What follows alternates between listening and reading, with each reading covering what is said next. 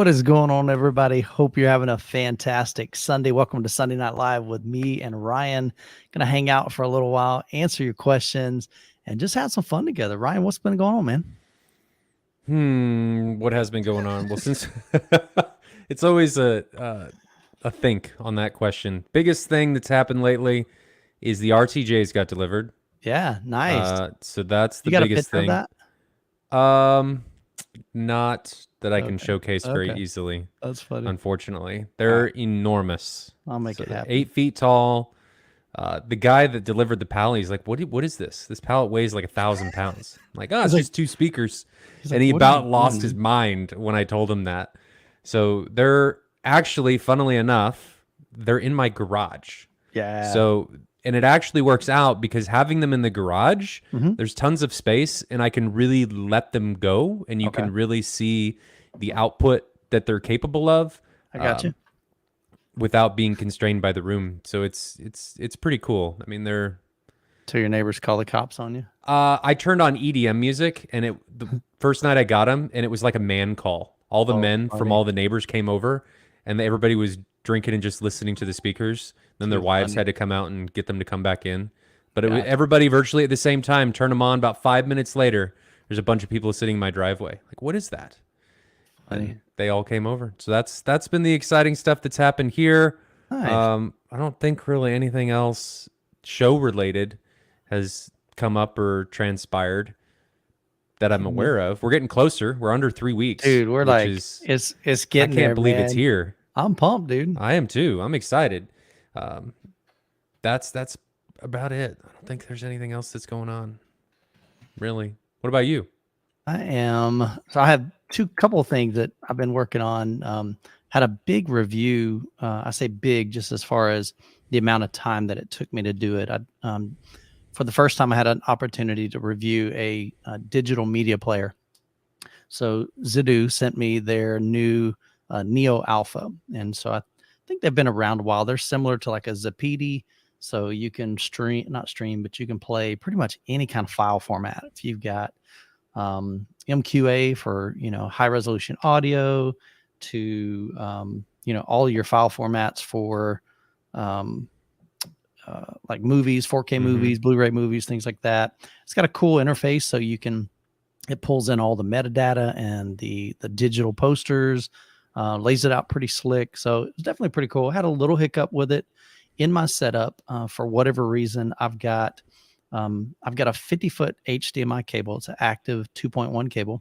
Never had really any issues with it running a Plex server with an NVIDIA Shield, and I also have a 4K Pioneer UDP LX500. So neither one of those have ever had any hiccups, but for whatever reason, there were periodic times that I would just be scrolling through. I'd start play a piece of content, a movie, and it would just kind of start flashing, kind of like it would turn on, then turn off, and then turn on, turn off. And so I don't know if that's like a handshake issue, if that's a codec kind of issue. But I worked with their tech support, and they suggested a couple things. And the only thing that we kind of figured out is, he said, try locking the resolution instead of 4K 60, lock it to 4K 30. And so I did that, and I didn't have any hiccups with it, but it kind of stinks that we couldn't get it work with 4K 60. Like I said, it worked most of the time, but then every once in a while, just like sometimes I'd set a timer just to see like how long does it take till it kind of starts glitching. And it took like 8 minutes one time. So I don't know what caused that. Could it be an HDMI cable? Could. It just seems weird that it works fine Yeah, with Jed, my. he actually bypassed the Marantz and ran it I straight into the did. projector and had the same problem. Correct. Yeah, that was one of the first things I tried, because I'm like, okay, let me make sure my Marantz isn't, there's not a setting, because I'm definitely not a guru when it comes to some of those deep settings, man. When you get into color space and you get into all that, that's above me. I'm more on the audio side, always have been, but I'm starting to kind of learn more about this video world. But I got a lot to learn, man. So I come HDMI is a from, disaster. it's never been a amazing format. It's like the standard for HDMI is crap. It is. It's So pitiful. I wish, honestly, I'd love for a new format to come out and they say, okay, look, this thing's rock solid, but who knows, man. So It's just a big pain. We run into it yeah, all the time with Mad VR and the Envy, and yeah, it's never ending. It's furthered by the amount of the enormity of different hmm pieces of hardware, different cables, different yeah, implementations. I mean, it's just things may be rock solid, but there's so many variables, it just becomes yeah, a massive pain in the butt to be able to yeah, troubleshoot. So it's HDMI, man. yep, It's a great thing. yeah. Still remember when it came out, but I was pumped, man. I'm like, you mean I can send yeah, tons of cables through one yeah, cable, audio and video? yeah. That's I mean, it's still revolutionary. pretty cool. It's It is. just a big It pain. just I sucks wish it was sometimes. more well regulated, is Yeah, the biggest thing. And I 100%. mean, USB is kind of the same thing. It's not all those, they're not regulated in any way, shape, or forms. A lot of the Yeah, companies lie about what they're doing. yeah, Some of them are very trustworthy, but yeah. you never know what you're going to get. So, Yeah. Let's say hi to some folks. We got Chris in the chat. Ronster, good to see you, man. Who else we got? Audio system specialist. Appreciate you, brother. Kevin's in the house. Don, Terminator. Very cool. Brolic, what's happening, man? Joel, good to see you guys. So if at any point we've got some questions that pop up, definitely if Ryan, if you'll star those and yep. we'll hit those as we go. Another thing I was working on, I'll pull this up. This was kind of a big thing, man. I kind of kept it under wraps. I didn't tell anybody about it. And it was just something I've been working on for the past month. We are approaching 100,000 subscribers I'm on excited for YouTube. you. Dude, that's been a long journey, man. I mean, 4 years, just grinding away. I had 900 subscribers 4 years ago. And the interesting thing with YouTube, the vast majority of content creators that start a channel, either they just eventually they don't do it anymore. It gets too much of a grind or whatever. A lot of them never hit 1,000. A lot of them never get 10,000. And so I honestly thought that was me. I had never dreamed in my wildest imagination that my channel would have 10,000, 50,000, 100,000. But 4 years ago, I just made the decision. I'm like, you know what? I wonder if I can grow a channel. And so at that time I had 900 subscribers, and it had taken me 4 years to get 900, but I was super inconsistent. I would throw a video up and then maybe 2 months later I'd put another one up. And sometimes it was home theater and audio related. Sometimes it would be a GoPro. Sometimes it'd be a drone. Sometimes it'd be a vacation. So there was no consistency. So YouTube didn't know what my channel was about. So I made a decision in 2018. I'm like, you know what if I made one video a week? Because at that time I had a full-time job as a student pastor. I had a home business as a graphic designer and website developer. And then on top of that, I'm trying to do YouTube. And so one a week was about all that I could do. And so that just began the journey. And so I just began to consistently put out one a week. And then in 2020, so 2 years later, I probably couldn't have jumped full-time doing content creation that early without my other business that I had. It's hard to do that when you don't have something else to lean on. Yeah. And so I had already been establishing, of course, I've been doing that since 2004. So I've got a good amount of clients there. And it was one of those things where, YouTube, I didn't wake up one day and go, hey, Jessica, I want to quit my job and I'm going to go full-time YouTube. I'm going to try to make this happen. I had already been growing that for 2 years. And then I had this other business. And so together I'm like, okay, that can supplement our income. That's doable. And then once I went full-time in January of 2020, the beginning of a pandemic of all times. It's probably a good time to start for content creation. Maybe. Yeah. You think it's crazy to do something like that, but I'm like, you know what? Let's go for it. And so to kind of celebrate that journey, man, we just got a ton of brands that I have worked with over the years. RTJ, they've got a massive giveaway. It's like $7,000 subwoofer and amplifier. Power Sound Audio, I reviewed one of their subwoofers several years ago. Tom's great dude, got awesome speakers and subwoofers. He's doing an LCR, Valencia. I've had a relationship with them, I guess, for 3 years. And they're like, yeah, absolutely, man. We love what you're doing. We'd be glad to contribute. Value Electronics.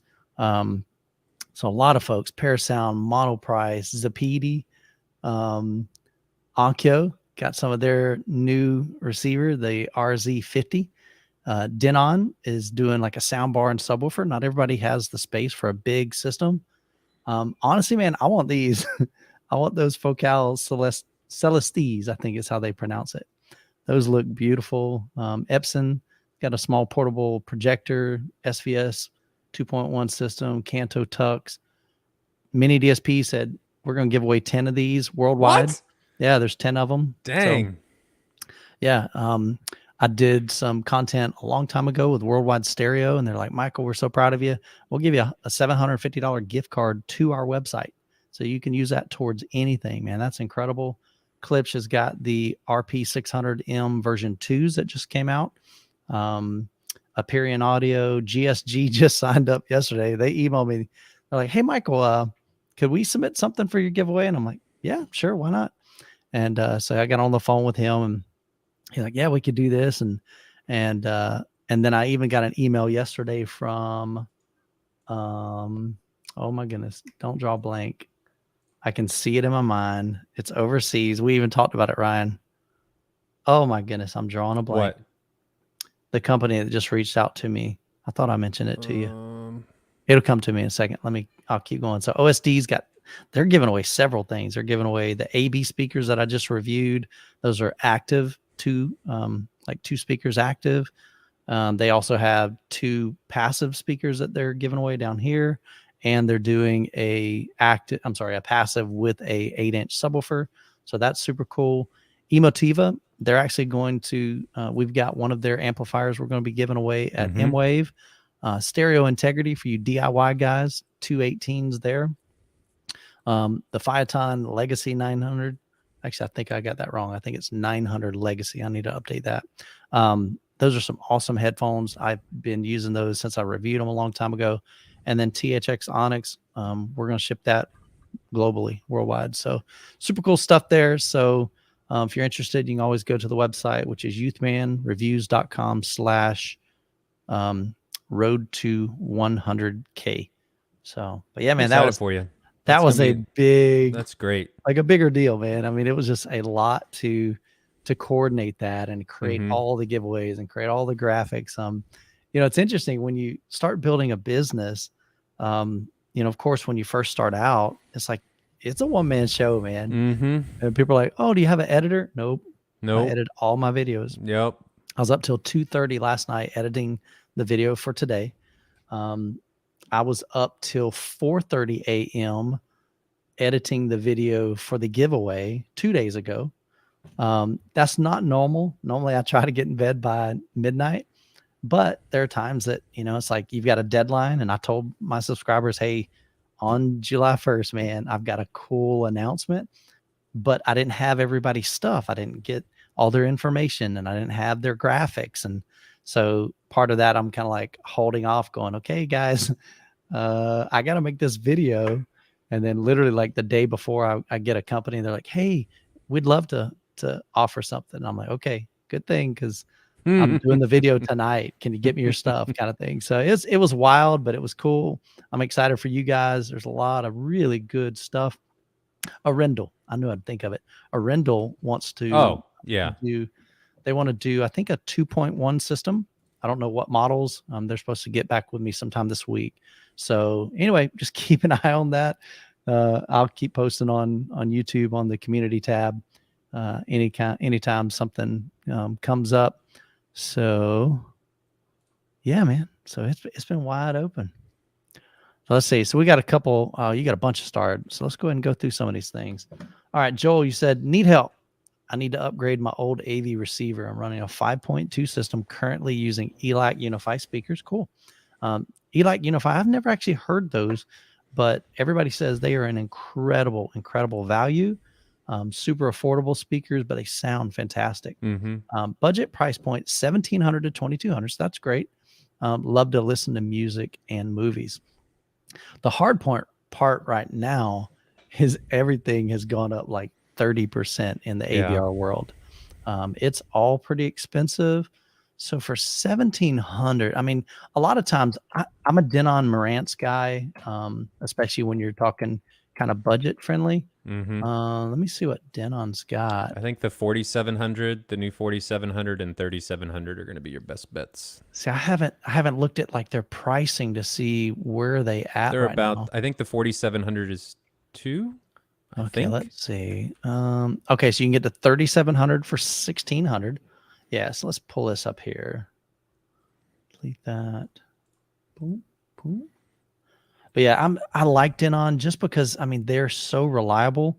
At least the ones that I've reviewed over the years.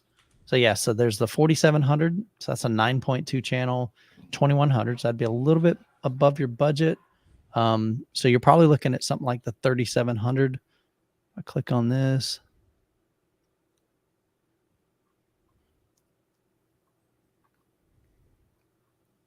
And let's scroll down.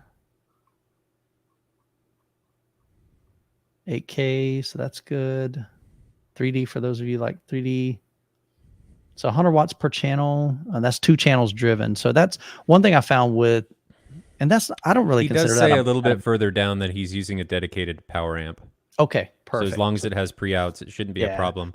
Yeah, but I'm pretty sure Denon will. One thing that you're going to gain from them is people dog on things that come from massive companies, but the benefit of something that comes from a massive company is it's tried and true. It's fleshed out. You know, you have the backing of a huge company. You know they're not going to go under the next year. Your warranty is going to be solid. So I think the 3700 is probably going to be the best offering for you. And if you're interested in one, feel free to shoot me an email because I can help you out. We'll just put it that way.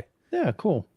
So yeah, so that does have pre-outs. I was looking at that. So that's the one thing. And like I said, I wouldn't really consider this a budget AVR because it's kind of that, to me, like that mid-tier.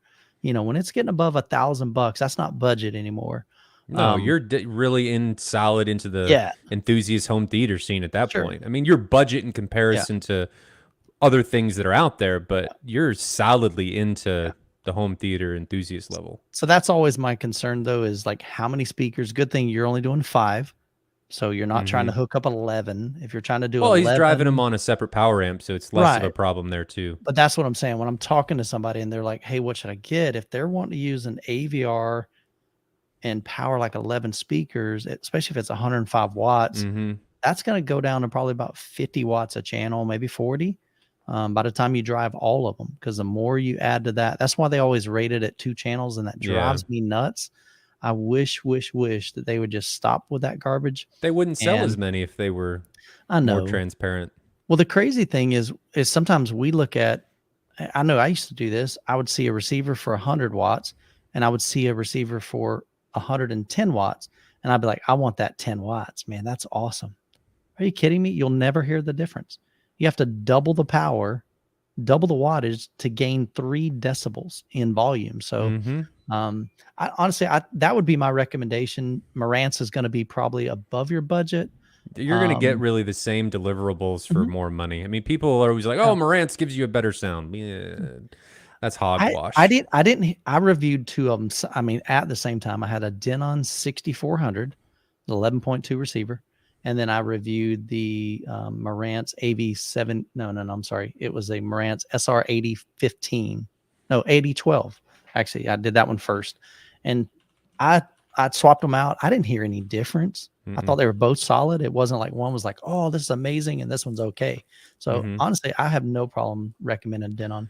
So somebody asked, how does the Onkyo RZ50 compare to the Denon?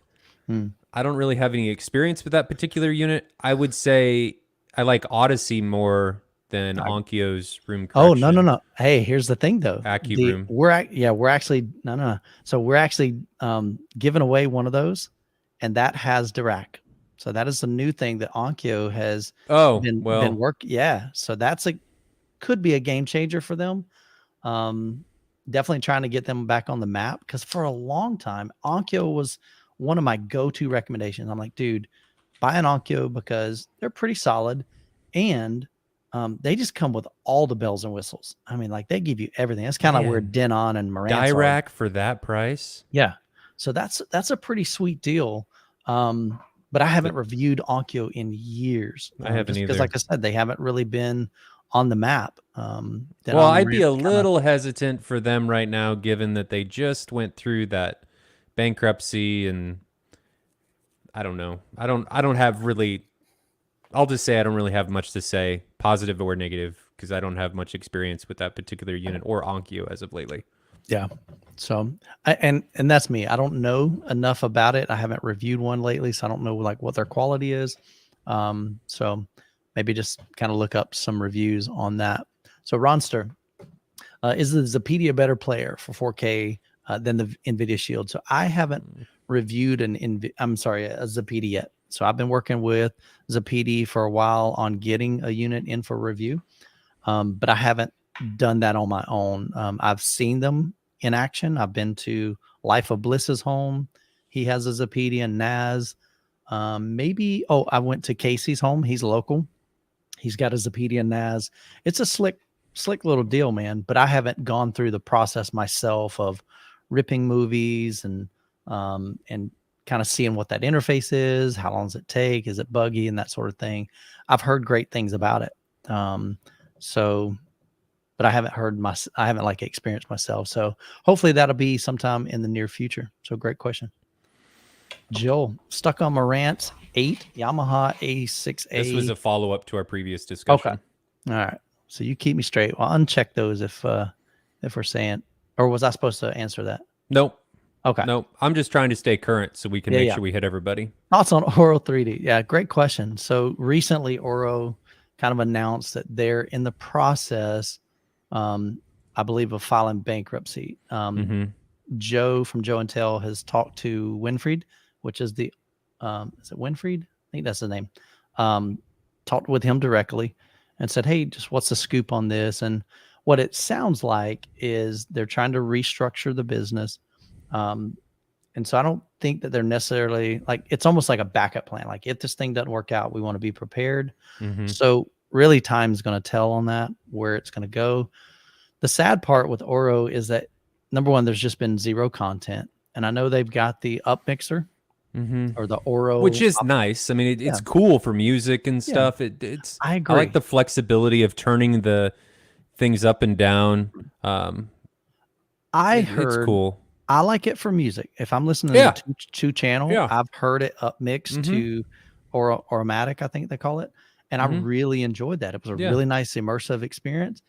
I just didn't see or hear like any wow factor of watching a movie in Auro 3D or Auro 3 demos. So that's just me. But honestly, I don't know. It may come, it may go. Time will tell. Yeah, I agree. I'll let you grab this one. Kevin Gardner asks, Ryan, I'm a new owner of an SVS sub. Any suggestions on integration? Do you have any current subs, or is this your only sub? And if so, what sub is it? The suggestions on integration, that is a big question as far as what can go into that. If this is your only sub crawl. And Youthman, I think you have a video on that, right? I haven't done the sub crawl. The biggest reason to me, well, if you get over one sub, it's really difficult to me to do the sub crawl. Oh, for sure. I'm just talking if there's a single one. Yeah, if you got a single one, and I've always had big subwoofers, so they never would fit in my chair anyway. So it's like, true, because the idea of the sub crawl, just use them as your chair. Yeah, place your chair or place your subwoofer where your primary listening position is. You crawl around the edge of your room until you get here's what they say, the best bass response. The problem that I have with that is, okay, you may be crawling and you hear this, I mean, like, oh man, there's a lot of bass here. What you don't know, unless you're looking at an actual frequency response, are there certain frequencies that are really boomy at that spot? Are there some nulls there? Yeah, you have to measure every time you do it to do it right. I just don't see the sub crawl. I mean, maybe it's a good starting point just to give you a good idea. I just don't think it's the best method. I would rather take a UMic 1 or UMic 2, or I think Behringer makes one, Dayton Audio makes one. Just get a calibrated microphone, use REW, learn how to run a frequency response, and you can see, okay, if I place it here, I get this frequency response, and I get Well, this couldn't massive we dip. say that we're kind of doing frequency measurement in conjunction with the subwoofer crawl? It's better to do both because then you're Yeah, getting more I objective mean, data yeah, instead of it just being subjective. But I correct. agree. If you're just doing it Yep. all by ear, man, that's Yeah. a recipe for disaster. It's You just can hard to really do go that. down a bad path with that. So yeah. So my one encouragement, Kevin, I don't know if you've got multiple subs. If you have multiple subs, I He just said it's tend to. only sub. It's his third sub owned. Finally have a big boy sub. It's PB1000. Okay, so you got to. Oh yeah, yeah. cool. I So would if you're start running moving one it around the sub, room. then yeah, Because you don't Yeah. know where there's going to be knolls or big boomy areas, or you got to move it around a room. And ideally, you want to get a U mic, and he says he has one. So, Perfect. and you want to do measurements and Yeah. then see where you get the flattest response. Yep. Because you may find, oh, I want it here aesthetically, and then there's a massive knoll with that. Yeah.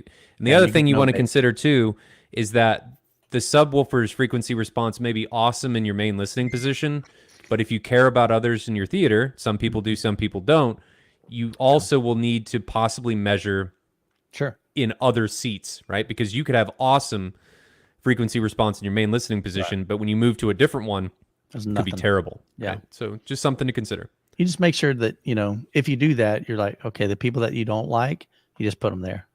It's like, Yeah. that's your seat, man. I'm sitting here. Or you're at like my theater and don't care about anybody outside of the center two chairs. That's right. Yeah. Well, cool. Congratulations, man. Yeah. That's awesome. You're going to have a lot of fun with that. SBS makes some great products, man. I've reviewed a bunch of them on my channel, and those guys are awesome. I had just a great testimony to them. I had a guy say that his subwoofer was out of warranty, had an issue with it, and he contacted them, and they're sending him, I think, a wiring harness maybe on the inside, kind of like burn up. Oh, that's nice. Yeah. But the cool thing is they're like, dude, we got you. That's awesome, man. That's just the way those guys roll, man. Nick and all the guys at SVS, they're super. They back their products sometimes even after warranty. So that's really cool. Brother tried to register. The webpage would not accept my sign in. One thing that I found is certain browsers it doesn't like for whatever reason, Gleam. So just try it with a different browser. I would do that first. And really the sign in is literally just your email and your name. That logs you in, and then it'll unlock everything. So if it let me know still if you have fails, shoot us an email, info@midwestavexperience.com, and we'll see. Okay, so let me ask you a question. Clarify that. Are you registering for the giveaways? Or are you registering for M-Wave? Because he's in Canada. I don't think he's coming to M-Wave. He could. I don't think he. I think I've That's asked true. him, or he and I were talking about it. So that'd be awesome. All right, Chris, is a dedicated theater room defined as having a projector with a screen, or can also be a TV? I love this question because here's the deal. I've done a bunch of home theater tours, and the times that I do one and they have a TV and I call it a home theater tour, you see these, I'm just going to say holier than thou kind of people. And they're like, that's not a theater room. That's a living room. Here's my definition. I think you can have a theater room with, I'm not talking about a dedicated theater room. Not everybody has that. The vast majority of my 95,000 subscribers do not have a dedicated theater room. They have a living room set up, or they have a bedroom set up, or they have maybe something, in a garage or a spare bedroom. And they've made that into a theater, whether it's a TV or a projector. I don't think that matters. I'm looking at a surround sound experience. That's me. I think it's dependent on how the room is laid out. I don't think it matters what the display is. Are you telling me, for people in chat, I've seen a couple of them that say you got to have a projector, a TV's a media room. What if I have a 97-inch OLED? Yeah. Is that still a media room because it's a TV? Yeah. Even a 65-inch, if I'm sitting 4 feet from it, I mean, I'm getting the same level of immersion. It just depends on the layout. And real quick, Vamps, I saw your super chats. I've got them starred. They're coming. I got you. We'll get we you, haven't brother. missed them. You're awesome. We haven't missed them. We're just trying to stay in order because otherwise it just we miss things and we don't want to go down that path. I know it. So, but I think it's just, what's the room used for? Yeah. For sure. Yeah. I just think that you can have it either way. I don't think it has to be a projector because, again, not everybody can do a projector. The cool thing is ultra short throw projectors are a really cool option for those of you that are looking to add that big immersion. Now, I love immersion. I'm all for a projector because I'm of the mindset, even an 85-inch TV is not going to be immersive unless you're like sitting, 4 feet from it. So I like that immersiveness that a projector does. And you can get that with 100 But inch, would you say that a 120, home theater is more of a 150. dedicated space? Is that where you would draw the line? See, that's the thing. I refer to it as a dedicated home theater. Now that to me, projection all day long. Yeah. If you've got a dedicated room, this thing is enclosed, light controlled. To me, there's no reason to go with a TV. Other than you just want the inky black levels from an OLED. I just don't see that as being, I even did a video on it, kind of what's the difference between, should you go with a TV? Should you go with a projector? I'm a projector dude, man. I love movies. And I think that projector is the way to go, but I know it doesn't fit everybody's space. And so I don't think that just because you don't have a projector doesn't mean that you can't come and hang out and be classified as a home theater. I got your back, bro. So good question, man. I like that. So honest question. Chris says, question for real. What would constitute a fun garage theater? Obvious answer is RTJs with quad subs. Yeah, I mean, true. That's the obvious answer. You can do that. I think it's in most garages, like before I got these demos from RTJ that are now in there, just old. I don't even know what brand they are, box speakers with paper woofers and something I don't have to care about. They can get sawdust on them. Yeah. Just something to rock out to. I don't think that anything needs anything ridiculous. Yeah, I think you can do it. I mean, budget. The good thing with garage is you've got just a big open space, and unless they're talking about converting a garage to a dedicated space, maybe then. Yeah, I don't know. I mean, what's your idea of a fun garage theater? I mean, I don't know. Cheap and something you don't care about, because then you can just push it to its limit. A lot of things. Vamps, thanks so much for the $20 super chat. So this is a follow-up from last stream. His room is 16 by 19 with 10-foot ceilings. So I always try to that's why I love talking about like our space, because I'm visualizing, okay, how much different is that? Mine's 13 by 19. So he's pretty similar. He just got a little bit wider room. I want his ceilings. Yeah, I got 10-foot ceilings as well. Waiting for the builder to finish the house. Awesome, man. I'm excited for you. Moving from Ohio to Kansas City. He's going to be in your backyard. Rock on, man. Dude, I'm going to tell you right now, you need to, Ryan, what is the Kansas City's over on AVS? How best can he find that? Just Google search Kansas City crawl. AVS. No, just look for AVS Forums Kansas City group and you'll find it. Yeah. They have a massive forum group. And once you get set up over there, reach out to those guys in that forum and say, hey, I just moved here. I'm one of Youth Man subscribers. That's not going to get you any points or anything, but just reach out to them and say, hey, I'm just new to the area. Just wanted to touch base and say hi. The cool thing is they meet monthly at different people's homes. We try to.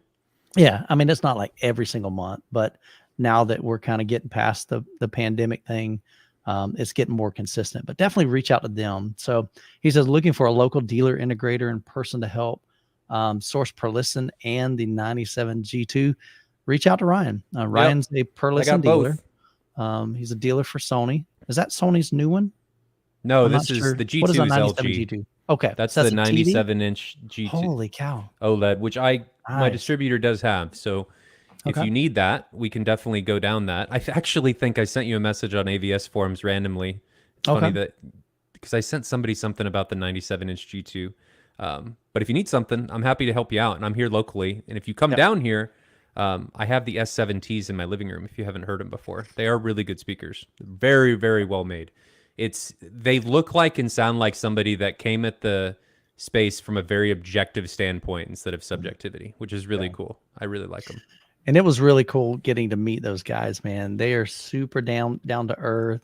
Dan and Eric, I've got a couple of videos on my channel where they actually flew me up to their headquarters, and I got to hang out with them for about 2 full days, just super, super nice guys, man. They are passionate about home theater. They're passionate about music and just really not just like aesthetically, they're gorgeous speakers. They are. But their number one concern is data, measurements, engineering, precision, those types of things. Their manufacturing plant is not in the US, but they own the plant. You know what I'm saying? So it's not like they're just outsourcing this over there. Like they legit own the plant. They've built it up from kind of ground zero, and they go over there and say, okay, here's exactly how you need to measure our speakers when you're doing quality assurance and all that. So definitely reach out to Ryan if you're interested in that. So man, I'm excited for you. Happy to get you hooked up. You are in the, I like to call it like almost like the mecca of home theater, man. Yeah. Gosh. Kansas City's a good place to be for home theater. Yeah, man. And I can definitely help you out with the per listens and the you're gonna LG. have a good time there. So and take advantage of like Ryan's invitation, man. Go over and hear his setup. And we love this stuff. We love having people over. I did get a really interesting, I'm gonna sidetrack real quick. I'll come back to you, Chris. Got a really bizarre message today. And the message went something like this. Hey, youth man, my wife and I wanted to see if we could stay with you for a couple of days or longer while we go on vacation. What? What are you talking about? I've never met this guy in my life. I'm like, that was the most bizarre email or message I've ever gotten. I'm like, oh my goodness. No, I'm sorry. You're not coming to stay at my house for a couple of days or longer. That just seems really weird. So missing out on the experience, Michael. No, that is stalker material. No, I don't come know. on. It was just, it seemed interesting. All right. So Chris says, how does the Onkyo RZ compare with that Denon again? I haven't had a chance to review any of the Onkyos. So the only thing I could say that's different is obviously room correction Odyssey versus Dirac. Yeah. And Dirac is supposed to be like cream of the crop, man. It's really good. It's pretty good. A lot of flexibility, but to me, it has a much higher learning curve. It does. It's much more difficult to get to know and understand. I still don't understand it fully. Yeah. So Hans Ziegler says, when an AVR stops giving you updates, it's time to upgrade. Yeah. It depends. I mean, if it's still working, some of that old adage, if it's not broke, don't try to fix it. But, you know, you gotta. I think a big part of that is, does it still do what you want it to do? Right? If it's not, then it's time to upgrade. Otherwise, if it's delivering what you want, the only thing you're doing is satisfying the upgrade itch. Yeah. Yeah. I mean, think about this too. Typically, you get updates most of the time because they find things that are broken, the firmware or glitchy. That's a good point. And they're patching those. So to me, I wouldn't be upset if I don't get another update unless, okay, somebody comes out with a new format. You know, they come out with Youth-O-Matic, you know, instead of Oromatic or whatever. And so this, I don't know. So there's this new, 3D immersive audio that's on the cheap because, you know, the Youth-O-Matic format. Yeah. Oh man. Yeah, dude. I'm going to patent that for in red cameras coming soon. Yeah, man. So until that happens, a lot of times you can't get that in a firmware update. So yeah, like Ryan said, unless there's something new that you want that yours can no longer give you, updates don't matter. That's not a concern of mine. So even if it's out of warranty, if it's still kicking, there's nothing new that you need. Yeah, I wouldn't worry. Don't worry about it. 100%. Because the longer you wait, the newer stuff is that comes out, and the longer it is that it's satisfying that itch, man, that's just gravy. So to me, in the AVR world, 5 to 8 years is kind of like when I usually upgrade typically. Because usually it's like big changes. I don't need to chase, like when they came out with IMAX Enhanced, I'm like, I don't care. I mean, it's not that big of a deal. I'm not upgrading my receiver or processor because one little thing, one new format came out. Yeah. And I held out for Dolby Atmos for a long time because I kind of thought, oh, that's gimmicky. You know, you're putting ceiling speakers. I mean, come on, really? Yeah. I mean, we started off with these height speakers and these wide speakers. Now you want to go above me. But then I had a chance to hear one and I'm like, oh, this is pretty cool. This is legit. Like Yeah, this isn't hokey. it's pretty And nice. so when I made the jump, I was really glad I did, but I'm not an early adopter most of the The time. important thing there that I would say for anybody questioning anything is try and find somebody around you that you can demo it from. Yeah, And you'd for be sure. surprised at the number of people, especially getting in contact with other users on ABS forums, how many Yeah, people are open to yeah, others coming over, even that they don't know, sure. coming over to demo. I mean, Yeah, we could all probably very easily get murdered in the yeah, ABS hobby because we sure. so want to share it with other people. Yeah, But that's what I would suggest for anybody. yeah. Just don't ask to spend the night and you'll be good. Terminator Juice. This might be a tough question to answer. Could you detail the biggest benefits of having multiple subs? Awesome. Great question. Mm-hmm. Like, really sell me on what it sounds, feels like the best you can. So, number one, just because you add more subwoofers does not equate to a better experience. And here's why. One subwoofer is going to interact with your room a certain way based on the bass waves hitting and bouncing around your room. Add another one, and so now you've got opposing sine waves or whatever waves, bass waves, and they're hitting each other. Sometimes when they hit each other, they create a peak. Sometimes they hit each other and they create a dip, which is a lack of bass or a null. So when you add multiple subwoofers, 2 or 3 or 4, you may be creating problems. So here's what I always recommend. If you have 2 subwoofers or more, I always recommend it kind of stinks because it's just more money. You're like, man, I got these awesome subs. And now you're telling me I got to buy a calibrated microphone. I got to buy a mini DSP 2x4 HD, which is I think about 250. So now you're talking like another $350. But I promise you, get a mini DSP 2x4 HD. It'll let you hook up to 4 subwoofers to it. And it's got a learning curve, but it's a game changer. Like to be able to dial those subwoofers in together, because without it, you're completely guessing. You're guessing on things like phase, Mm-hmm. because you could have all of them are, they're hitting each other and they're canceling out, but you adjust the phase of one subwoofer. Maybe it's the one in Yep. your back left I actually have that room. problem in my room Yeah.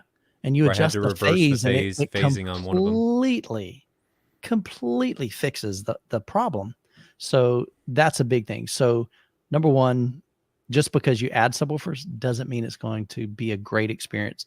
But here's my sales pitch.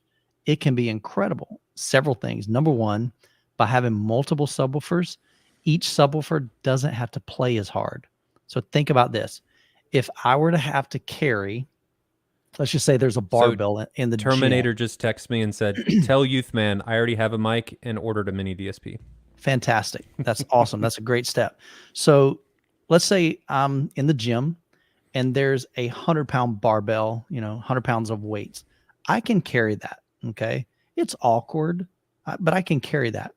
But let's say Ryan steps in the gym with me and he and I are working out. And now we want to move that 100-pound weight. Is it easier with both of us? Heck yeah. We're both working half as hard. Think of your subwoofers kind of the same thing. When you got multiple subwoofers playing the same information, they're going to work less. And so if you had, say, just a single 10-inch subwoofer, and you're having to crank that up to try to feel the bass. But what if you had 4 10-inch subwoofers? Now you don't have to turn them up as loud. So you're getting less distortion. They're just playing easier. So that's a benefit. And then the It's other not one, a huge volume increase though. That can be yeah, misleading. you get what, 6 3 decibels? dB I think is an Well, increase per sub. my understanding, it's 3 dB because you doubled the driver. So you've Mm-hmm. gone from, let's say, a single 12 to a 212. So that's 3 dB. But you've also doubled the amplification because now you have 2 500-watt amplifiers. So now you've gained another 3 dB. So my understanding is you get 6 dB by adding. So I could be wrong, but I'm pretty sure that is the case. And then if you stack them, I forget what that is. That might even be like 12 dB. So if I'm wrong, let me know in the chat. I don't mind being wrong. But if you stack them, that's kind of another way of getting additional output. So definitely you can get more output. You can get cleaner sound because they're not having to play as hard. They're going to last longer because they're not having to work as hard. You're not wearing them out. And then the other thing is kind of what Ryan alluded to earlier. You're going to get better when they're dialed in. With that mini Seat to seat DSP, variance is you can going to be get better. you can get better seat to seat frequency response, so that you've got good bass in your seat, you got good bass in another seat, rear seats, and so forth. So great question, man. I love it. I'm glad that you got the mini DSP and the mini DSP 2x4 HD. I always recommend the HD just because the non-HD version is limited on the delay, and it's got a smaller processor. I think it's like 7 seconds of delay. So if you need more than 7 seconds, that thing literally is a doorstop. It doesn't do you any good. So I just always recommend the 2x4 HD. There's higher resolution, so when you're doing the EQ, you've got more flexibility there. But the other thing is that delay. So Bevan says, Youthman, when do you think Clips will do a refresh of the Reference Premiere series? So they're already starting to do that. So one thing about most of these brands is they don't tell us squat. I mean, they're very, and granted, sometimes you'll get lucky, but most of the time they don't tell you anything. Yeah, most time sometimes they'll reach out and they'll say, hey, we've got something new we're coming up with. Can I send you an NDA, which is a non-disclosure agreement? We sign it saying that we won't tell a soul. Then they send us like a press release and saying, hey, we're coming out with X, Y, and Z. And, and then we choose whether or not we want to cover that on the channel or talk about it or promote it or send it in on an email blast or put it on our community post or Facebook group or whatever. So I haven't heard anything, but we just saw the RP Reference Premiere 600M now has a version 2. So I think we'll start seeing more of that with the towers. I just don't know what their timeline is. And I'm sure their timeline, like everybody else's, is kind of out of whack because of the pandemic. And they want to space it out too, so that each one of their new product launches gets its own time in the spotlight. Yeah. So I think we'll see that. We just don't know when. Good question. All right. So Chagog, the only thing I don't have is shakers. Cool. Difference maker. Ryan, you can speak to that. You've got some. I have a few. So shakers. All right. Explain that. Tactile transducers are essentially a piston moving up and down in a housing. So they're giving you all of the feel of a subwoofer, but none of the volume. And they will play, you'll hear things like audio coming from them, but it's going to be very muted because it's just, you're getting the signal into it. So it's going to use the chassis as a speaker. So that does happen. But it's a great way to get ultra low frequency feeling without needing to have the vast amounts of output or having something like a 4000 ULF to be able to dig down to those levels that you need and get the shake that you're after. Yeah. So what we find is combining all of these different tactile, like having direct attached near field subwoofers to a chair, having near field subs, and having something like tactile or shakers in this case. It provides a much more universal and rounded experience. It takes out a lot of the nulls and openings, and it's just much, much smoother. I went from nothing to having shakers to having near field, and you can tell when things turn off. Like it's subtle, but it fills in gaps, and it's really, really nice. So if you're on the fence about shakers, I think it's a really great thing that has a ton of value to add to your theater. And when you were here, Michael, you've experienced a couple theaters, I'm sure, with shakers. Yeah, Jonathan has both. He's got the near field and he had the shakers. And what was cool about his setup is he could turn them on and off individually. And that was cool for me because I was able to, like you said, it wasn't like, oh my gosh, where did the bass go? Because he has what, 418s or 618s up front? 8.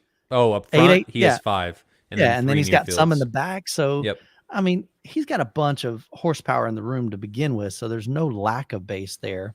But when he spends just hours and hours and hours and hours dialing them in. But when they're all dialed in, man, they play together and they work together. And like Ryan said, they fill in gaps that the other one isn't capable of. And it just makes one beautiful symphony. It's kind of like, if you're listening to an orchestra and you remove, a flute, are you going to notice it a little bit? But it adds something that only a flute can add, Right. Hey, you like that analogy? That's pretty slick. Yeah, that was a good one to come up with. So difference maker, I think it does make a difference. Absolutely. Best, if done properly, you won't know they're there. Yeah. So it's one of those things, especially with like butt kickers, the big one, you can rip your chair apart with the daggum thing. Oh, You I can turn it certainly up. could.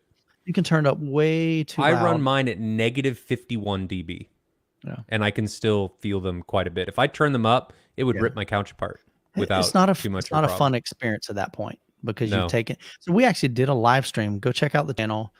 We did a live stream literally talking about tactile transducers. I think there's a lot of great content that we covered in that. Johnny, how's everyone doing? Paul Michael. Yeah, man. Question, Ryan. This is, well, you read that one.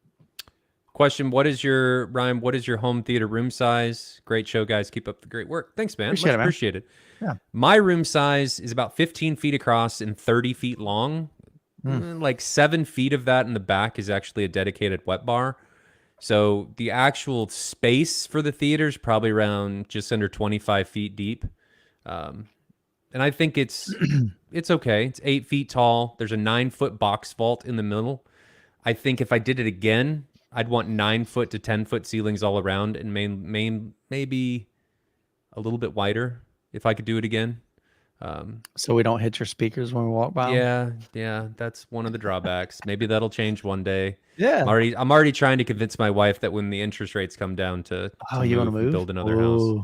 Hey, well, you stuff. get to a point when we built this house, I wasn't doing it to make a living, and now I'm doing it, and it's room. I need more room. Yeah, Ryan's got a beautiful home, beautiful family, man. His wife's awesome. His kids are awesome. He graciously opens up his home to people and strangers like me that just come and crash on his couch. Who's this guy? For Mway, we've got 3 VIPs that are going to be staying with us. We've got there's going to be a lot of people. We've got here. some folks from RTJ that's going to be staying with us. We've got FOMO. Stop the FOMO is going to be staying with us. It's going to be a party. It's going to be awesome, man. We've got people everywhere. So super cool, man. I appreciate the kind words there, Johnny. Gotham, I love your name, man. That's awesome. Appreciate the super chat. How do you decide which home theater to visit? That's a great question. Yeah. So the short version of that is I had probably 4 years ago. So I've been doing my channel like consistently 4 years. And I would just find people on Facebook and they're like, oh, I'm over here in such and such. Maybe I'm in Tampa. Well, Tampa's only a 30-minute drive for me. So I'm like, hey, can I come check out your system and maybe make a video on it? They're like, cool. Yeah, that'd be great. So that's kind of where it started. So it would be, I would do one here and then there may be 4 months that go by and I'd do another one, or 6 months or a year. Just depends on, and at that time, I felt there wasn't a lot of people in Florida that had them apparently, because I never heard from anybody. Mm-hmm. So then I get an opportunity to, I had been reaching out to JTR. My comment section, everybody said, man, if you love clips and if you love SVS, you got to hear JTR. And I'm like, who is JTR? This is a couple years ago. And so I looked them up online. I'm like, okay, cool. They got big subwoofers. That's pretty awesome. I've never had an 18, to test. That'd be cool. So I reached out to Jeff and didn't hear back from him. And really, he was just overwhelmed because he's the engineer, he's the designer, he's the builder. He actually creates and builds the crossovers himself, kind of thing. He does a genius. Yeah, he does advertising, which he doesn't really do. He does he was doing everything: sales, returns, shipping, all of it, invoicing, working with manufacturers, getting products, all that stuff, parts and all that. So I reached out to him, finally got in touch with him, reviewed one of his subwoofers, and I'm like, dude, this is crazy, next level. I've never experienced 5 hertz. That's insane. And there's so much output with these RS2s. It's phenomenal. I said, Jeff, I would love to hear your speakers one day. And he said, you know what? I could make that happen. I'm like, what do you mean? He's like, I'd be willing to fly you up here. We've got probably 3 home theaters I could put you in. We can go by my house. I've got a 2-channel setup.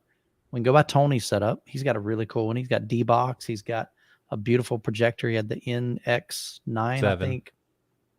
No, he had the 9. Did he have the 9? And yeah, the NX9. And I think, don't quote me. Tony's here, so he'll answer. Had a beautiful, beautiful projector. He's like, hey, we can, that's a full JTR setup. And then I'll take you over to Scott Newby's house and he's going to rock your world. Because Scott likes to crank it up like crazy. I mean, we're talking 146 dB, insane levels, but it sounds really good too. So I had a chance to hear all 3 and I'm like, this is incredible. So where I'm going with this is I get home from that and Tony reaches out to me. He says, "Hey, Michael, if you enjoyed that and you want some more content, we have a group up here in Wisconsin and Illinois that we do monthly home theater crawls. I'll organize it. You fly back up here." He said, "I'll take you around to all these homes. We'll do it over a 2-day period." So he starts reaching out to his guys. "Hey, if Youth Man flies up here, wasn't a sponsored thing or anything. Is like, if Youth Man comes up here, who would be interested?" Well, he messages me. He's like, "Michael, we're going to need more than 2 days. There's a bunch of people." And then after a couple of weeks, he's like, "We're probably going to need 4 days." So I filmed 12 home theaters in 4 days. It was insane. I'll never do that again. It was absolutely ridiculous. We would get up at 6 a.m., 5 a.m., 6 a.m., leave the house within 30 minutes of waking up, and we wouldn't get back till midnight or 1 a.m. the next morning. Yep. And then we turn around and do it again. So by day 2, I was like completely spent by the end of the day, exhausted. I was like zombie. And day 3 and day 4.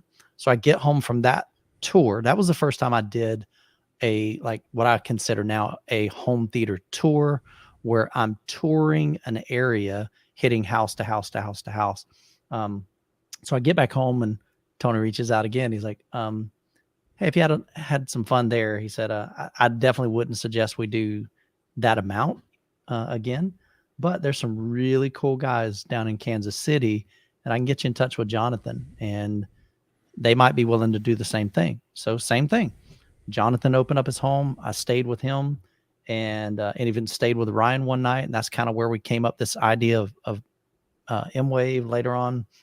But I had a chance to do 9 home theater tours in Kansas City in 4 days. So that was much more manageable. Still a lot of work, but much more manageable.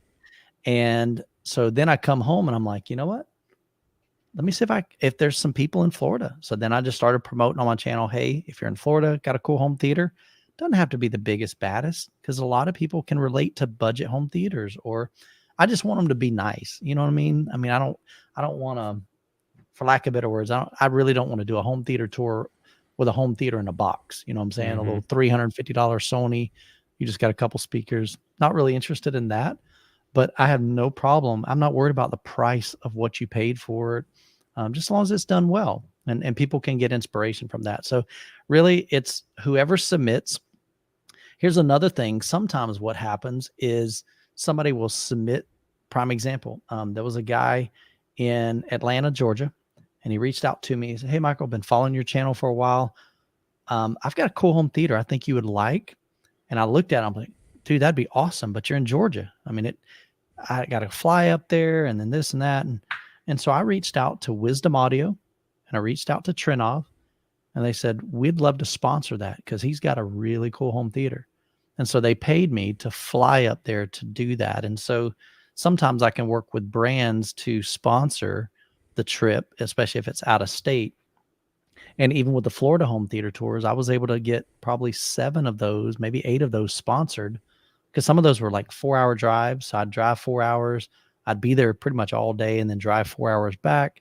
And so brands were like, "Yeah, dude, that's an awesome home theater. We'd love to sponsor you." So hopefully that answers your question. I know that was a long way around, but that's really it. So if you're interested, you can always go to hometheatertours.com, submit your home theater. And typically what I do is if it's not local to Florida, then I just go through the brands that are in your home theater, reach out to those brands, say, "Hey, here's some pictures. Here's their list of equipment. Here's what they have that represents your business. Would you be interested in sponsoring this to make that tour happen?" And if they say, "Yeah, absolutely," then I get in contact with you and we figure out a date and time and we make it go. Ryan, read that one. I'm going to take a breath. 49ers, do you all think Sony needs to come out with this ultra short throw projector since they're kings of projectors? I personally think they should stay in long throw because I don't really like it when brands over diversify. They're going to lose presence on what they do currently. Yeah. So maybe if they had a different division or if they were able to buy another company already doing it, maybe. And let them keep managing. I don't know that Sony whatever. has any interest in doing that. Yeah. When you become all things to all people, it's really difficult to become great at one thing, if that makes sense. Like think about, you go somewhere like Five Guys. What do they sell? Burgers. They do a dang good job at it. Why? Because that's really all they do. Burgers, fries. They're not trying to compete with everybody else and do this kind of sandwich and that kind of sandwich. They just focus on it. Parasound, great example. Parasound, for the most part, now I know they have some processors and preamps, but for the most part, they focus on amplifiers, and they do them very well, and they will literally last you for decades. Yep. Now, on the flip side, I'm not going to name names, but there are some companies I've seen over the years. They're like, hey, there's a market here. Let's reach out and let's diversify and let's try to dip our toes in this. I'll be honest with you. Not that it's a complete disaster. Sometimes it can but work. Sometimes I just wish, I'm like, dude, y'all were doing so good with this. You do this really, really well, and you provide a great value in that area. But this over here, man, you are struggling. Every single one that you come out with, you struggle with it for a while. And we're talking they may years. do something like they're still really good at that other thing they did originally, but the new thing they release sucks, and then it starts to taint their brand. Yeah. So I'm kind of with Ryan. I don't think that Sony necessarily needs to do that. There's enough companies out there that are focused on that I think can propel that industry. And there's enough competition between them that this company has to come out with something better than this company, or they're not going to stay in business. They're not going to make any money. So I think we're okay there. I don't think we necessarily need another brand. Gissel says, looking at upgrading my 2 subs, Shoe VTF HSU. Yeah, that's what I said. Shoe. That's how you pronounce it. Shoe. Is it really? Promise. Yeah. Oh, yeah. I didn't know that. Yeah, it's called Shoe VTF 15H MK1. Which subs would you guys recommend? So I'm not real familiar with that. So I'm assuming it's a 15-inch. I've heard nothing but good things about Shoe. They're very similar to Rhythmic. My question would be, why do you feel like you need to upgrade? Yeah. Are you wanting deeper extension? Like, are you trying to get pretty deep? I don't know. But what I find, what a lot of people end up, they go into this conundrum. Like, man, I got to upgrade. But then they don't realize that the gain knob on their subwoofer is only like a quarter of the way up. Like, I can almost guarantee that your subs have a lot more output than you're giving them credit for. Those HSUs are solid. And I would bet that if you up the gain on them, you can rip your room apart without too much of a problem. Those are solid and heavily recommended subs. All right, let's take a look, because again, I'm not familiar with their specs, so let's just pull it up and look at it together. I mean, unless he's talking about going to like end game. Okay, so these are down to 16 hertz, so definitely that's pretty good. Nothing to shy away. If you can hit 20 hertz, I think that's a great sub. Anything less, that's bonus. So unless you're looking for like trying to hit single digits, like 9, 8, 7, 6, 5, like Ryan said, this may be awesome for you, or maybe you need to get another one just like it. It's a beefy sub. I mean, like I said, I've heard nothing but great things about the Shoe subs.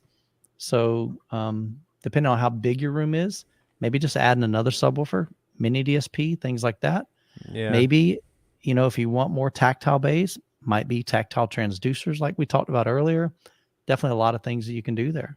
I think you've got a solid sub, and it's probably not worth spending money unless you're moving into like PSA or JTR territory. Yeah. And you're going to spend a ton more. You're going to spend 2 to 3 times more. So again, I guess it's just whatever, what are you chasing after and what are you trying to accomplish? Ronster, Michael, would you use the mini DSP regardless of subs that you have? I have 2 R12 SW. Okay. So the question is like, do you have to have like fancy subs? No. I think, I guess here's one thought. Yours aren't like super expensive subs. They're not $1,500 subs or, $3,000 subs. So to me, it's almost like all the more reason to get the most out of them with something like a mini DSP. So you can spend $350 and dial them in and get them to play nice and probably get more output out of them, get a flatter frequency response. You're enjoying them more. And then you don't necessarily have to buy another subwoofer. Because if you buy another subwoofer or upgrade your subwoofers, now you're spending thousands of dollars probably, to do that.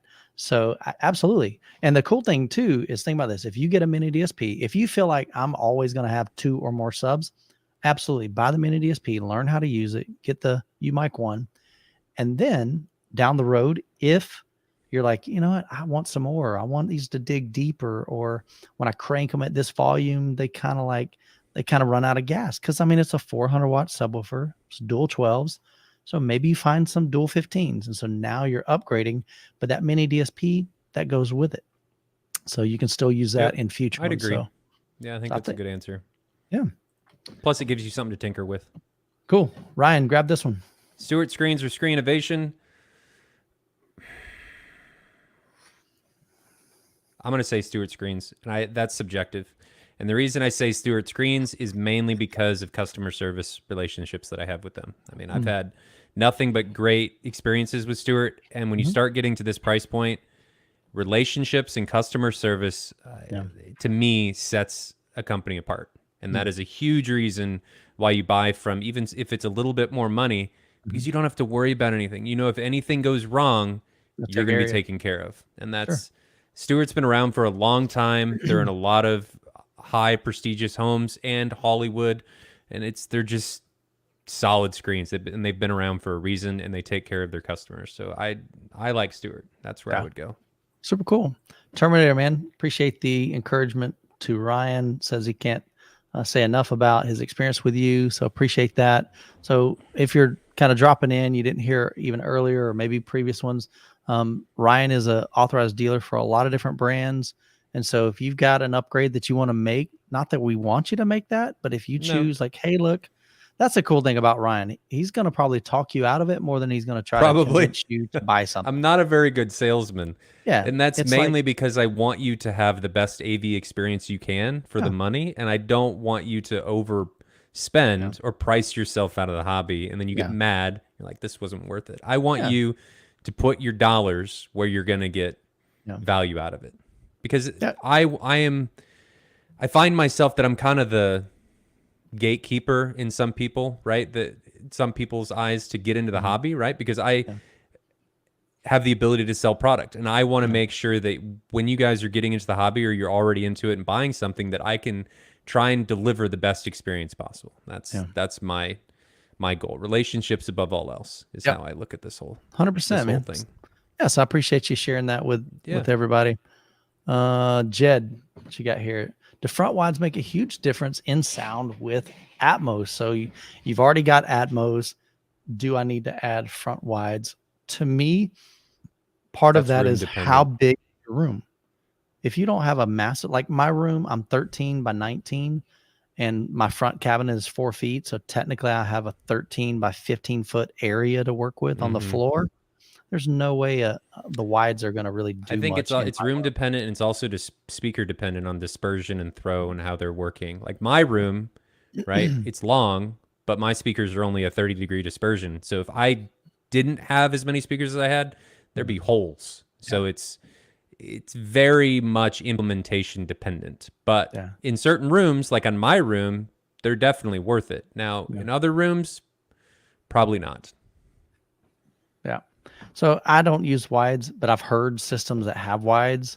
And I mean, it's like anything. If it's implemented well, it can be phenomenal. Now, when you add wides on top of Atmos, now you're adding more requirements if you've got an AVR.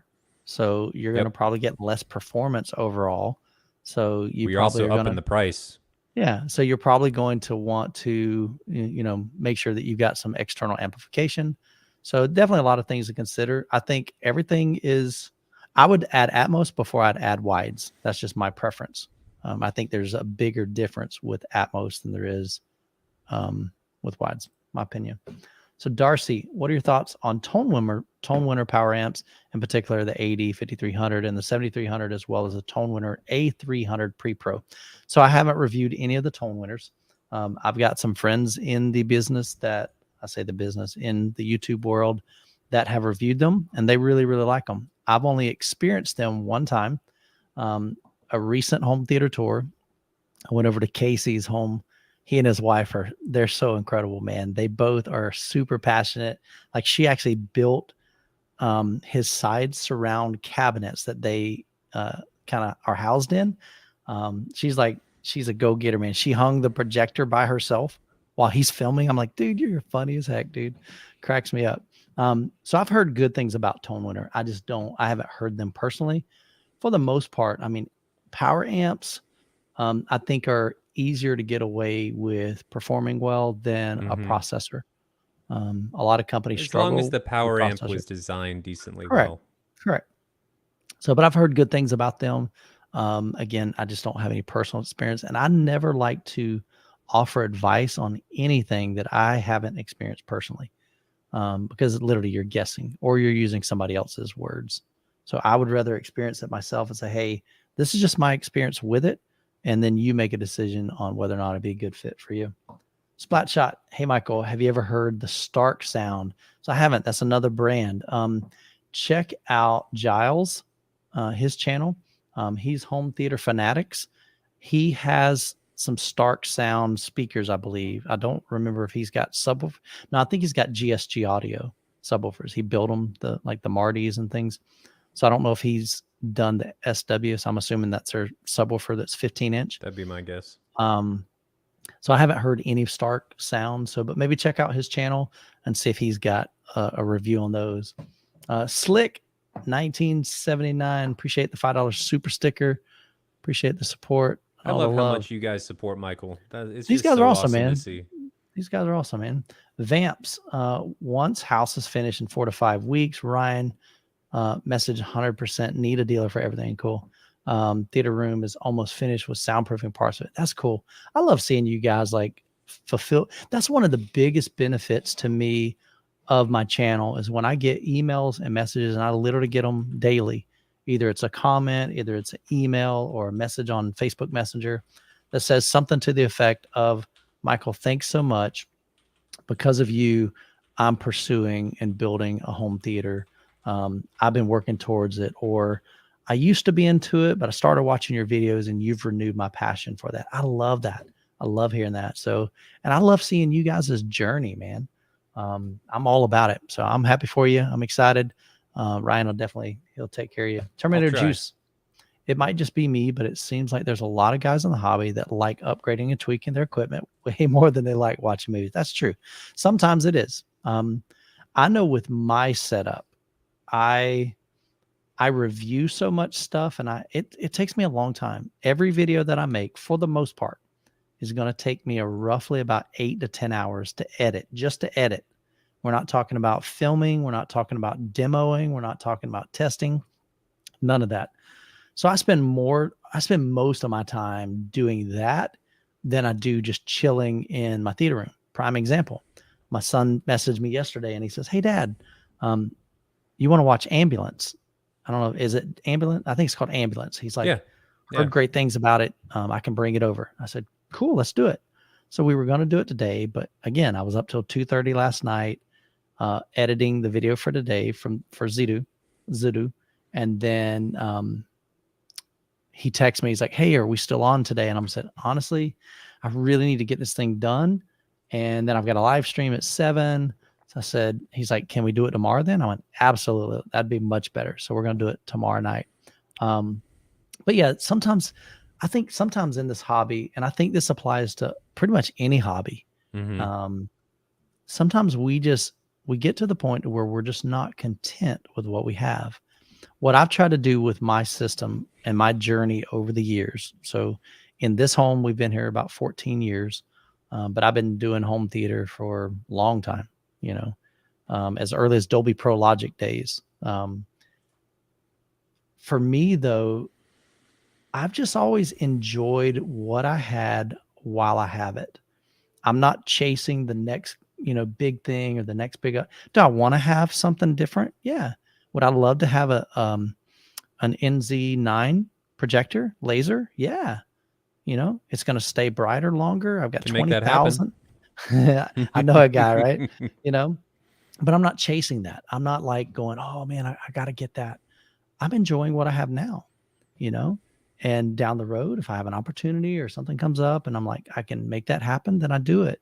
But sometimes I think you just got to sit back and be willing to go, man, I've got a pretty cool setup. Because if you really stop and think, That's fair.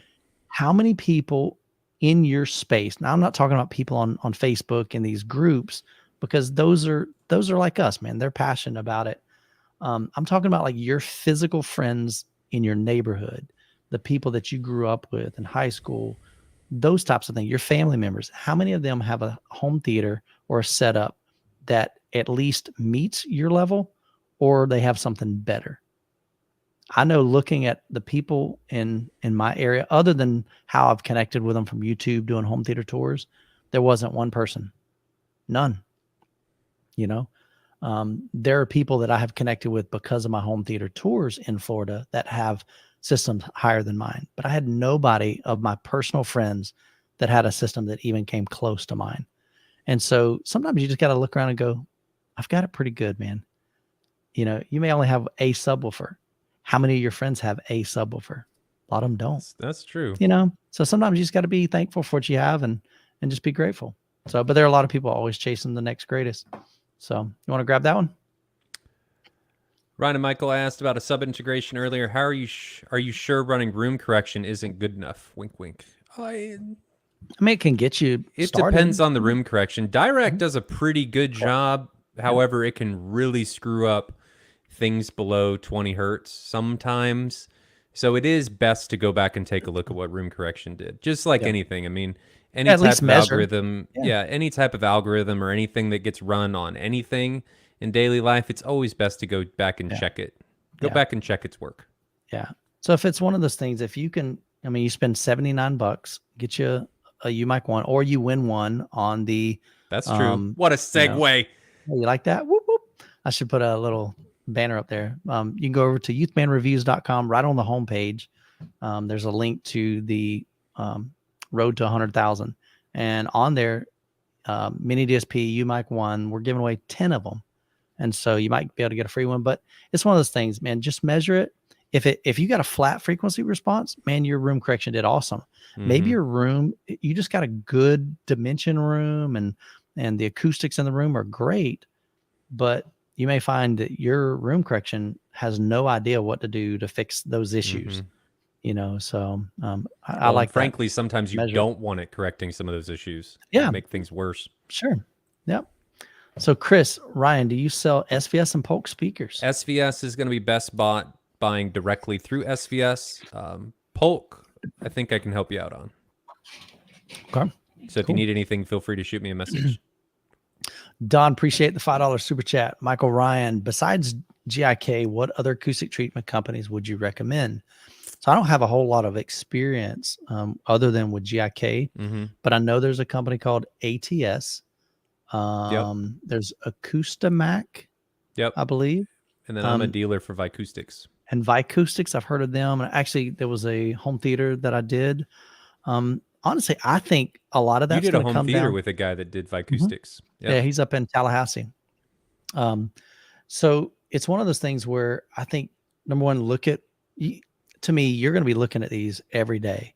So find one that looks nice to you. Because for the most part, I don't think that the acoustic panels that I have now necessarily like measure better than the $110 I paid for all of my acoustic panels. I just didn't have a whole lot of them. I only had like 5. But they're gonna do for the most part the same thing. So I think first find something that fits in your budget.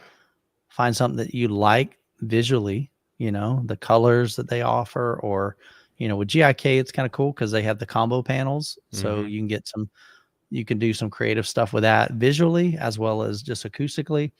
So yeah, as far as like which one is best, I mean, I think that's going to be kind of like super subjective. But I think they're, for the most part, I think it goes down to how you look at receivers and processors. Go to features. Aesthetics is a big one. Yeah. And how well they measure. Vicoustics has tons of different options, which is a big reason why I became a dealer for them, just because it's more flexible. The more options they have, the more aesthetically pleasing you can make your room. And wife approval factor is a factor in my house. Even though I get the theater, you still want it to look good. Yeah. And even you, as the 100%. person doing the theater, you don't want to walk in and go like, this place looks like crap. Yeah, it and sucks. yeah, yeah. So So Don, reach out to Ryan if you're interested. You know, he can kind of, he can at least give you some pricing on there and let you know. So, but I don't have a whole lot of experience, definitely personally, with a bunch of them to know like what's the difference. And again, I always hesitate comparing something in two different rooms, whether it's a subwoofer. People say, "Oh, you demoed this in somebody's theater. How do they compare to yours?" You don't want to do that. You can't really do that. The room could be a factor. There's so many things that could be at play. Yeah. So to me, it's hard to do that. And I think the same would go for acoustic treatment. And so it'd be really hard to, unless you just built two identical rooms in a showroom, and you walk into this room and it's acoustics. You walk in this room and it's GIK, and walk in this as ATS. Are you going to hear much difference? I don't know. Depends on kind of how you've got it designed and laid out. Bevan says, I currently have a current gen 5.1 Eclipse reference Premiere setup with 6.5-inch drivers all around. For my next refresh, should I stay with the same driver size all around, or does it matter? Honestly, I don't think it really matters. You're going to look for performance. For the most part, the reference Premiere, whether you do the, I think it's like the RP 6000, which would be the 6.5-inch version. The next step up would be the RP 8000. So they're going to give you a little bit more bottom end. If you've got powerful subwoofers, that's not a big deal. I heard one of the 4-inch drivers. It was the smallest speakers that Eclipse makes. It was from the reference series. And it was they're like real skinny, man. And they were super surprised. They weren't amazing, but I'm like, dude, these are pretty cool. These sound good. Pair them with a subwoofer. So I think you can get great sound with what you have. Again, I think kind of goes back to that other question earlier. Are people just looking, do we get this upgrade-itis maybe too often? Yeah. Maybe so. Yeah. So one thing to consider when you go into driver size is typically a larger driver is going to be able to get louder before it impacts distortion. So the larger the driver, typically the cleaner the audio as you go up the SPL scale. So that's just something to consider. As long as they measure well, you should be okay. And you definitely also want to consider your volume that you're listening to and how well they're measuring when you really start putting out some decibels. Yeah. I mean, if you have it at the volume that you enjoy listening to and it's clean and it's clear, then I'm not sure that going to a version 2, they're going to make some small tweaks, but I just don't know. It's going to make more of a difference if you don't run room correction or any type of DSP or EQ. Because I know it's going to make more difference. So go ahead. If you're EQing, right, you're going to be able to get rid of a lot of the differences between those two speakers. And the sound signature is going to be much closer after room correction or you get done flattening out the response. So, but if you're not doing that, you're going to hear the characteristics of the different speakers. And if you like the version 2 over the version 1, then it may be worth it. Just depends on your situation. Sure thing. Darcy, thanks so much for your insight. I really appreciate it. I live in Melville, Saskatchewan in Canada. Very cool. Been following you for quite a while, and Ryan being in on this conversation is just awesome. He ran out of characters, I think. That's awesome. All right, let's see. I got a couple more and then we'll wrap it up. So Chris says, Ryan, I currently have the Infinity surround sound purchased 20 plus years ago. Please don't tell me not to upgrade. If you like it and it's ticking all the boxes for you, don't upgrade. Yeah. That's what I tell people all the time, man. If you got a sound bar in your living room and you are happy with it, don't upgrade. Ignorance is bliss. Don't do it unless you have a reason to do it, or unless you walk into some demo space. Don't go into this blind thinking you're going to get some amazing results, because that's just a recipe for disappointment. I'm not saying you very well could get very amazing results, but you definitely want to listen to things first and do things that you want to do, not because you think you should. Yeah, Chris, I had Eclipse La Scalas. They were made in 1980. So they were 40 years old, and I used them for 7 years and absolutely loved them. And it wasn't until I flew up to JTR, heard what they could do, and I went, Okay, I think I just found something that I really like that would be an improvement. Up Mm-hmm. until then, I've reviewed a bunch of different speakers and I never felt the desire to upgrade because I enjoyed the sound that the Clips made. They're phenomenal speakers, but JTR just took what Clips did with clarity, detail, and dynamics and just took it to a whole new level. And so, like Ryan said, I mean, if you love it, great. If there's aspects of it that you don't love, let's say again, you crank it up to a certain volume and they start distorting. Well, part of that may just be you need more amplification to them because your AVR is Maybe. running out of gas. Yeah. If they're But really they just small, that's probably because of the yeah, speaker. but they just may be reaching their limits and maybe you need bigger, badder speakers. So and again, with that, I mean, you don't necessarily have to go and run out and build a whole new system. Yeah. I heard a home theater tour that sounded phenomenal. He had two Tecton speakers up front, and he had those 20 plus, 30 plus year old Infinity center channel, side surrounds, and rear surround. This sounded fantastic, you know? And so it can be done well and build that over time. So you don't have to do that necessarily like all at once. So Darcy, Ryan, and yourself have amazing systems. I'm trying to do the best I can. Your guys' insight is appreciated. Take your time, man. Enjoy the process. That's what I always say. Enjoy the journey. Build it over time. Vamps, another super chat, man. Thank you so much, brother. Make it rain. Yeah. Could Christie Eclipse, I'm sorry. Wow. Could Christie Eclipse be under consideration? I heard it can deliver OLED blacks and outmatch flagship Sony 380. Only criteria is deliver real HDR effect like TV and OLED black levels. Thanks. I don't think you're going to get to OLED level blacks. It's pretty phenomenal. So I had the opportunity to go see a Christie Griffin AS. So it was almost like a special version of the Christie Griffin. It's an $80,000 projector. Okay. Well, the Eclipse is more than that. Right. So Eclipse was coming out, but they didn't have one in their showroom. So I'm supposed to go back over there sometime when they get it. They've actually, I'm going to be covering their booth at CEDIA this year. It's called Absolute Ultimate AV over in, I think they're like in St. Pete, Florida. So I'll be up there with Nigel and Alan, and they have the Christie Eclipse that's going to be on demo. So I'll get a chance to see that. So if you're going to CEDIA, stop by their booth, AV, Absolute AV. Oh gosh. Absolute Ultimate AV or Ultimate Absolute, one of those two. I think it's Absolute Ultimate AV. I'll get it right. So I'm going to get a chance to see that in person. It's phenomenal. It's literally the most incredible projector I've ever seen. It was beautiful, absolutely beautiful. So I'm excited to be able to see that. So that would be really cool. Can you get absolute blacks? I don't know that you can with a projector physically. Because you've got a light source that is shining onto a screen and you can't shut that light source off.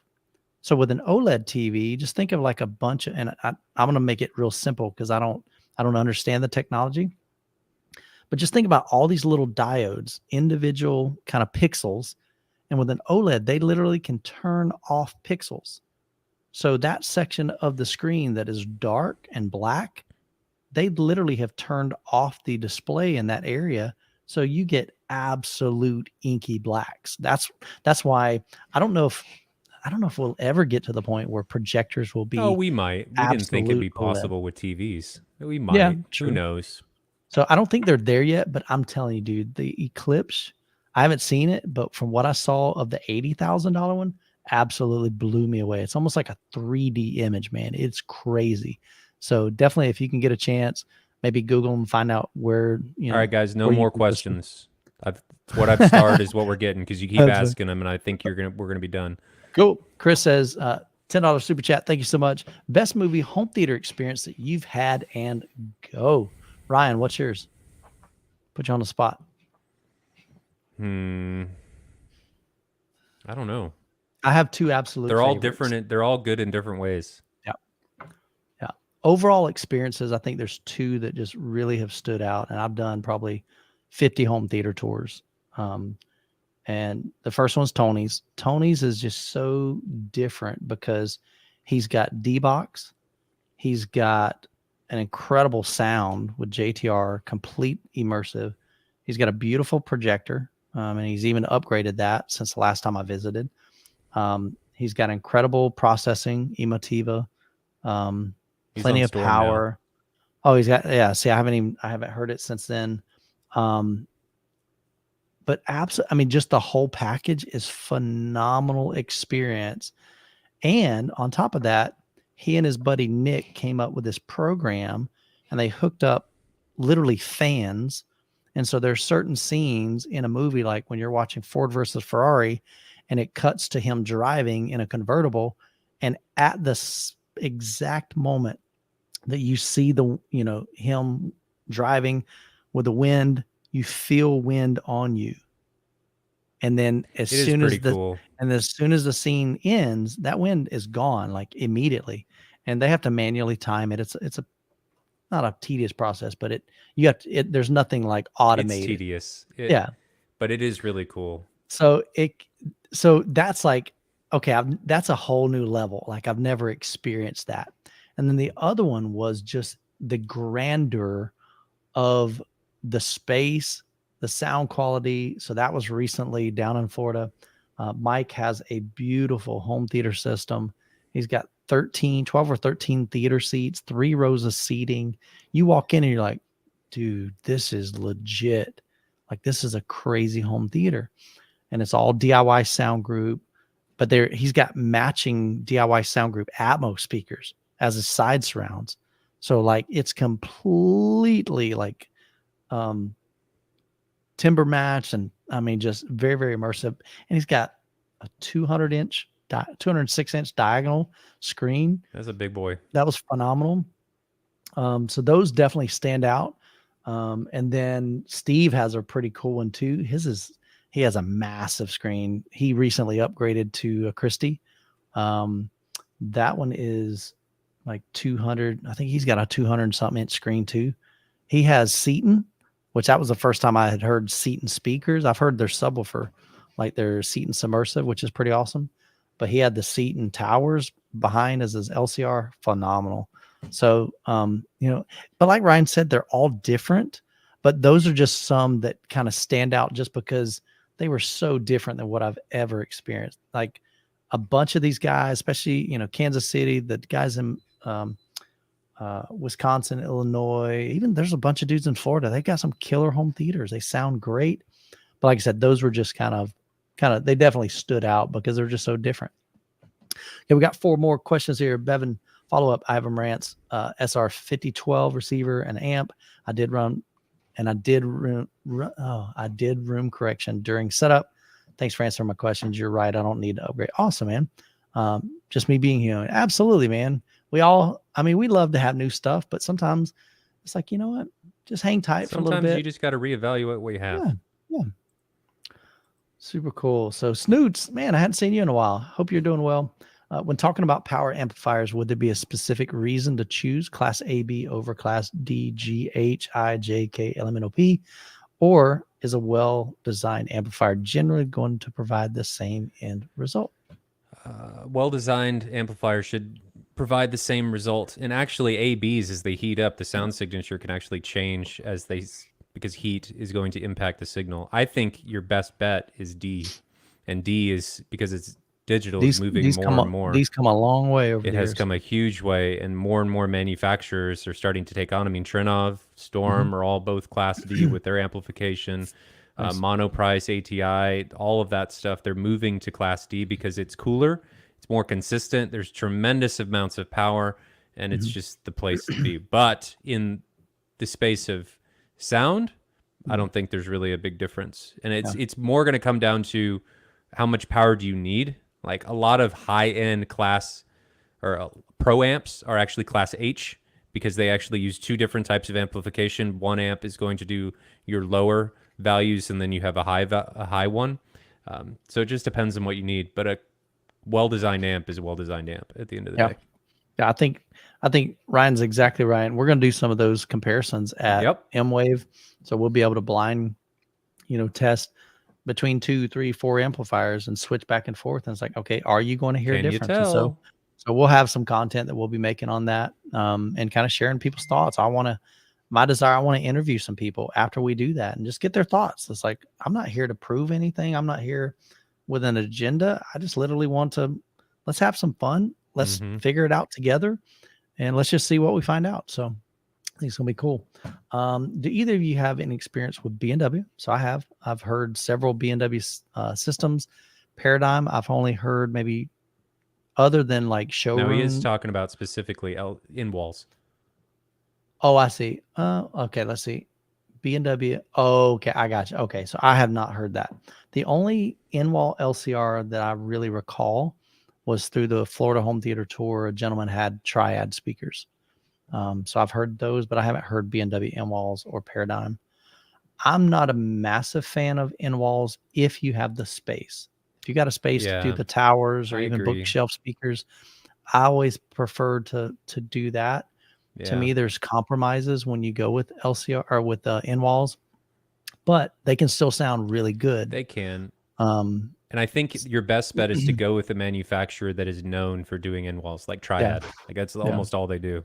Yeah, so Triad does make some really good stuff. They do. And they've got different tiers. I think they've got like a gold, silver, and maybe a bronze or something like that. So that would be my recommendation. And if you're interested in any of those, I think I have access to Paradigm. I'm happy to help you out. But I would strongly suggest going with a company that's really all they do. And Triad is one of those. Yeah. All right. Got one more question here and we'll wrap it up. Darth Squitter says, I followed your lead and upgraded my dual PB16s to a pair of JTR RS2s. Man, you are in for a treat, brother. Was planning to sell the PBs, but now may try to integrate all four using mini DSP. Okay. So number one, you can do that. You might want to consider sealing up the PB16s. So that way you have 4 sealed subwoofers instead of trying to dial in 2 sealed and 2 ported. You can do that. I just think it's a lot more complicated to get those to kind of play nice together. Do you think it's worth the hassle? Here's what I challenge you to do, because it doesn't matter what I think. Crank up the RS2s, and then you tell me. Shoot me an email, send me a message on chat or something, or on a live stream, and let me know, because I'm curious. Near fields. I think you do them near fields. You won't need the PB16s for subwoofer duty. Here's what happens in my room. No lie, I've got 2 subwoofers, dual RS62s. Same thing you've got. And just about every demo, I have people ask me, they're like, dude, you got like things to shake the seats? I'm like, no, I don't have any kind of butt kickers, because they don't even know what they're called. They're just like, something's shaking this seat, man. This is crazy. This feels awesome. That's just the subs. So I think you're gonna find out that they are way, way capable. So yeah, could you implement the PB16? Sure, but you may not feel that you need them after you get them dialed in. So super cool, man. Well, unfortunately, I have been looking at the starred stuff, and I haven't been following. So I've been trusting that Ryan has been starring all those, and so that's been super cool, man. You guys are always such a blessing, man. I love hanging out with you and just talking about home theater and audio and video, hearing your story and your passion, and hopefully providing some inspiration as well as education here on the channel. So we're on the road to 100,000. Super excited about that. The quicker we get there, the quicker we can kind of divvy out over $30,000 worth of equipment and speakers. So I'm going to drop this in the chat. So if you haven't heard about it, or you haven't seen the video, I'm going to drop this right here. Head over to the website, andreviews.com/road to 100K. There's like 35 different giveaways. And so I'd love for you guys to get some cool stuff, man. And these brands have been just super gracious and willing to provide these. And I also I added one today from GSG Audio. And then we've got another one that I'll be adding probably sometime this week from Arendelle. So be looking for that. And so glad you guys are having a great week. Looks like Audio Systems, you got it. Fantastic, man. I'm glad it worked out. So super cool, guys. We're going to wrap it up here. One last super chat. Oh, where was it at? Or a donation. It hasn't come through yet on my end. There you go. There we go. Cool. Gotham Is it possible? Appreciate the $2 super chat. Is it He possible says to shut off he says it pixels? is possible. Interesting. Okay. I All wonder how right. that implementation's working. Well, the I cool don't know thing how is, they'd be doing that. the cool thing is, like I said, I get a chance to see this in person. Nigel is an incredibly gifted man, and is super knowledgeable in the area of projectors. And so I'll try to ask him about that when I visit up there. And I think I'll be going September. It's the last couple of days in September, first day of October, Yep, to Cedia. I'll be there. So I don't know where you're located at, but if you're able to get out to Cedia, it'd be a great opportunity to see that in person. So that's cool. All right. So, hey, technology may be changing quicker than we know. Now, the reality is that Eclipse is also, I've heard different numbers. Originally, it was like 250,000, but then I've heard some people say, no, this is a $500,000 projector. Regardless, 250 plus, we're talking about some serious That's cash. a lot. Yeah, serious cash. So, yeah, I mean, if you've got the money, so I think Salk is providing some information maybe on that. Dual panels, one Seems to 1080p be on panel. Salk's upgrade path. Yeah, he's already ready to sell the Z9. Main panel is 2160. And then he says, but the light blocking panel is 10. Man, see, dude, you're so knowledgeable, man. I don't know any of that stuff. That's fantastic. Tell you, it's because he's thinking about upgrading. Yeah, he's got the upgrade itis, man. Well, cool, Ryan. As always, appreciate you hanging Thanks out for with having us, me. answering questions, guys. We love y'all. Appreciate you. If you can come out and make it out to M-Wave, we still got like 3 weeks left. You can sign up July 22nd through the 24th. Me and Ryan are going to be having a blast with you guys, getting to hang out, talking audio, video. We're going to have some great vendors there. RTJ is one of our premier sponsors. They're going to be there with their Tower of Power. Those things are going to be beast. Ryan's got them in his garage right now. Martin Logan's going to have some massive speakers. The Neoliths are going to be there. Just a whole lot of fun, man. Stop the FOMO is going to be joining us. So we're just going to have a blast, man. Hopefully I'll at least be filming it. I'm still trying to figure out, man, am I going to be able to do this whole live stream thing? There's just a lot to do, guys. So much to do. So I'm really trying to figure that part out. But all the details can be found at the website, midwestavexperience.com. We'd love to have you come out, hang out with us. But I got more reviews coming up later, probably later this week. I've got about 4 new products in, so I'll be doing some reviews, kind of focusing on that for a little bit instead of just home theater tours. And I'm trying to think anything else before I wrap up. I think that's it. All right, guys. We all have a great week. Enjoy your 4th. If you're in the U.S. celebrating the 4th of July, I think Canada Day was just last week, I think somebody told me in the chat. So that's pretty awesome. So whatever you're celebrating, enjoy the time with you and your